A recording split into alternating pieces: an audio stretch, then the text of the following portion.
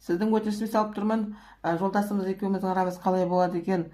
Әбден көңілім қалды, екеуміз ренжісе береміз, көңілім қалды, көңілім суып, сол енді ажырассақ кеткен қалай болады екен деп салдыртып жатырсыз. Сол өтінішіңізді салып тұрмын. Әп дегенде бастарыңызға 9 малақ шығып тұр. 9 малақ деген ол пайғамбардың 9-ы дейді. Ол бәрі жақсы болады деген сөз, тілектеріңіз орындалады деген сөз. Жаңағы басына бақ қонған адамдарға солай түседі енді. Бұдан кейін жалпы құмалақты ашпайды. Бірақ енді кейбір жағдайда, өте сирек жағдайда ары қарай ашуға болады енді. Ол құмалақшының өзінің көзі қарасына қарай, сондықтан мен өзіме рұқсат бердім, ары қарай ашып көрейін деп. Енді жаңағы орталарыңыз қалай болып жатыр, не болады екен деген, алдағы не күтіп тұр сіздерді деп. Мінекей басыңызға 9 құмалақ шықса, беліңізден ораздың 12-сі оратылып тұр. Ораздың 12-сі деген 4-4-тен 12 түсіп тұр. Екі бүйіріңіз қысылып, жүрегіңіз көптеніп деген сөз. Бірақ оны бірдей 4 болғаннан кейін оны ораздың 12-сі дейді. Ораздың 12-сі дегеніңіз ол қазіргі бастарыңыздан өтіп жатқан қиыншылықтарыңыз, белдеріңізден оратылып, жандарыңызға батып, екі бүйірлеріңізді сығып, жүректеріңізге ауыр тиіп, жаңағындай жүректеріңіз ауырып, сіздің жолдасыңыздың да жаман мінез қылықтары, соның бәрі мына ораздың 12-сі көрсетіп тұрады деген сөз. Ол бір.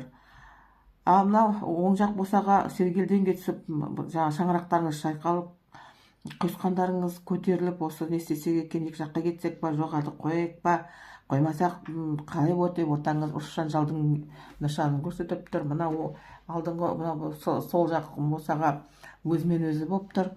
Мынау қазіргі таңда сіздер мынау толқып, тығырыққа тіреліп отбасыңыз, екеуіңіз де сондай болып тұрғандағыңыз, әсіресе сіздің ортаңыз сергелдеңге түсіп, екі жаққа кетсем екен, қалсам екен, шыдасам екен, шыдайын десем, жаңағы ит мінезі, жүріс-тұрысы дегендей, сол бәріңіз жаныңызға батып, алдыңғы уақытта осылай сергелдеңге жалғаса бере ме деген жаңағы ойыңыз, құмалақ сондай ойларды көрсетіп тұр енді.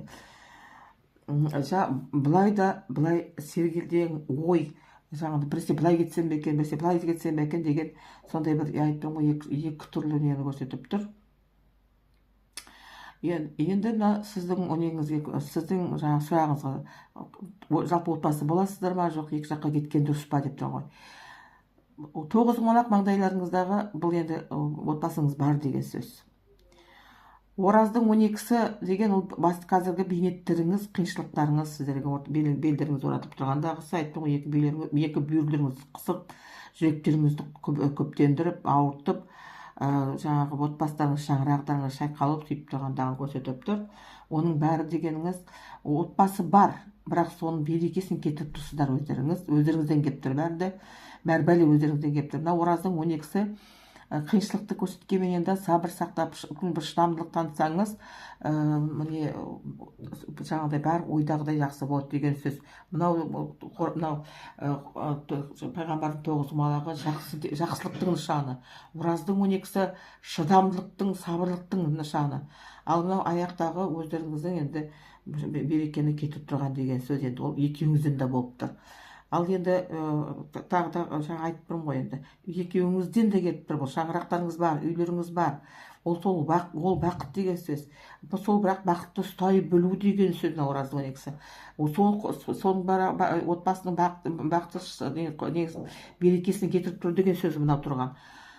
Ал енді шыдасаңыздар, сабыр сақтасаңыздар, ақылға келсеңіздер, ол отбасыларыңызда қуаныштарыңыз бар, бір қуаныштарыңыз бар, сүйіншілеріңіз бар, бәрі жақсы болады деген сөз. Сондықтан екеуіңізді қазір ашулы қойып, бір неге келулеріңіз дұрыс енді.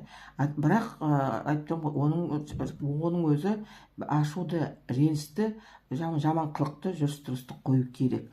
Ал бірақ құмалақ тағы былай көрсетіп тұр. Кетем десеңіздер, айырылысамыз десеңіздер, ешкім сіздер ұстап тұрған жоқ. Берекені қашып тұрған өздерісіздер. Мынау тұрған бейнеттеріңіз, әрі шыдамдылық танытсаңыздар, сіздердің сабырлық танытсаңыздар, қуаныштарыңыз, мынау тұрған отбасы бақыттарыңыз сіздердің. соны көрсетіп тұр.